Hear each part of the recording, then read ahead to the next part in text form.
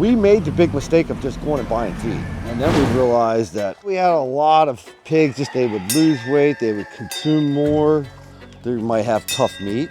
Feed mills have one goal in mind, and that's to sell you something. And they feed it to all sizes. It just doesn't work. And we didn't realize that if we use a good feed mill, normally they can tell us what our problems are. This feed comes from Triple M with Triple M Farms. We called them. They come out, they have a nutritionist. We tell them what we're trying to achieve, and they give us a solution. And this feed here seems to keep them full, if you will, keep them content. They stay healthy. Extremely good meat quality and marbling. I know a guy, every week he drives around and picks up rotten produce and feeds them to his animals, and then he complains about his vet bills.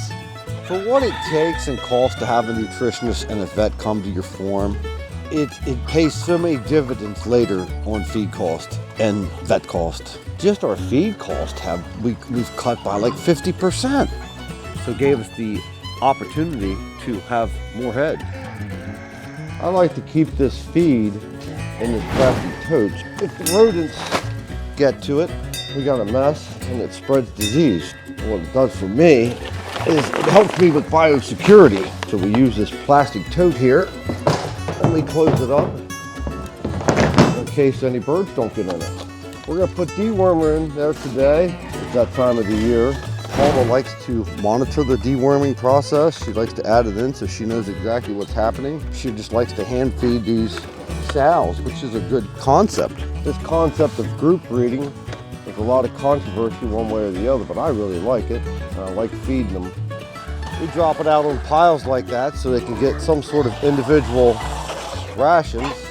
For group breeding, we found that this concept works the best. It was actually an experiment. We go through about 7 stages from birth to finish. 7 different stages of feed. Some cases will be on stage 5. Paula will say, hey, can you move that pig back on stage 4 or stage 3? That's how we feed our pigs. Every other Monday we have pigs butchered. Paula looks at the carcass, gets an idea of what the carcass score is, and it's all changed for the better since using Triple M Farms. But I believe that's where it all begins and ends, is seeking good advice. We can give you some suggestions on what we done on a low budget. We have the ability to connect the dots and help you in whatever way we can. If you would like to try our Berkshire pork or raise your own Berkshire pork from our herd, please feel free to contact us today.